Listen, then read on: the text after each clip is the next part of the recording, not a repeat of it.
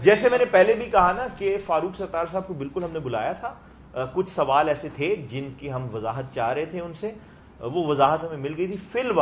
فی الوقت اس وقت ہمارے پاس ان کے لیے کوئی مزید سوالات نہیں ہیں, لیکن یہ میں آپ کو کہوں گا کہ یہ ایک آن گوئنگ تفتیش ہے. اب کل کو کچھ اور نئی چیز نکل آئے تو وہ تو ظاہر بات اس کا. ماضی میں جو ایم کیو ایم لندن کے حوالے سے بھی تفتیش چل رہی ہے, جو ان کے بہت سارے لیڈران تھے وہ شاید مختلف پارٹیوں میں جیسے پی ایس پی ہے یا اس طرح بڑھ بھی گئے ہیں, تو کیا آیا ان لوگوں کا بھی کوئی اس میں دیکھیں جو میں آپ کو بتاؤں, جو میں جیسے میں نے پہلے بھی کہا کہ ویریس جو ماضی کی سابقہ M Q M Altaf group جس کو ہم کہتے تھے, جس کی جیسے آپ نے کہا کہ ان کے لیڈران ویریس پارٹیوں میں بڑھ چکے ہیں, ان کے ویریس لوگوں سے ہم نے سوال جواب کیے تھے.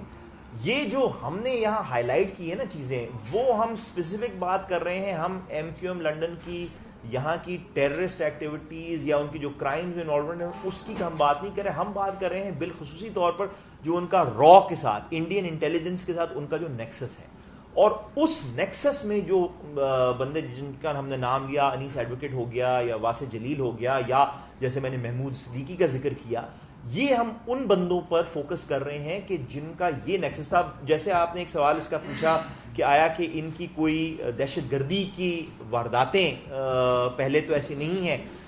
فی الوقت ابھی تک دہشت گردی کی ڈائریکٹ وارداتیں نہیں آئی.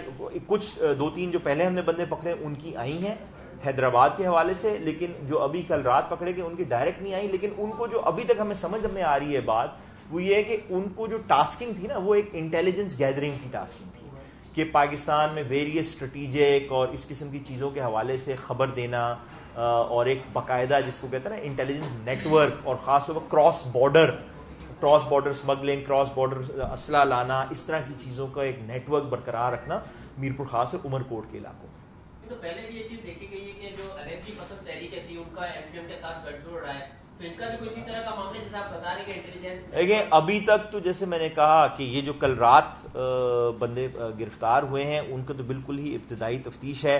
بالکل یہ بھی ایک سوال اٹھے گا اور جس پر ہم اس کو فوکس کریں گے کہ آیا کہ کسی اور قوم پرست تنظیموں کے ساتھ یا اینٹی اسٹیٹ انارکسٹ تنظیموں کے ساتھ ان کے کوئی روابط ہیں یا نہیں ہیں. یہ ظاہر بات ہے, یہ تو آگے تفتیش میں باتیں چلیں گی. 6 ملزمان تھے, 6 لوگوں کی ٹیم تھی, 5 گرفتار ہوئے, ایک کہتا ہے اس کی ڈیٹیل بتا دیں. 6 ملزمان تو ابھی تک ہم نے ہائی لائٹ کیے ہیں, جو ہم سمجھتے ہیں کہ جو ان کی اگین جو انیشل انٹروگیشن وغیرہ ہیں, ان تو جو لوگ انڈیا گئے تھے, جنہوں نے انڈیا میں ٹریننگ حاصل کی, وہ 6 سے کہیں زیادہ تھے.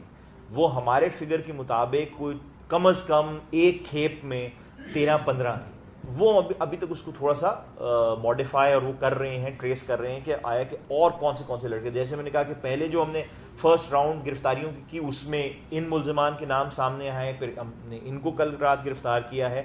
ہو سکتا ہے کہ ان سے بھی آگے بات چلے. تھینک یو, بڑی بڑی مہربانی. چائے پر آئے.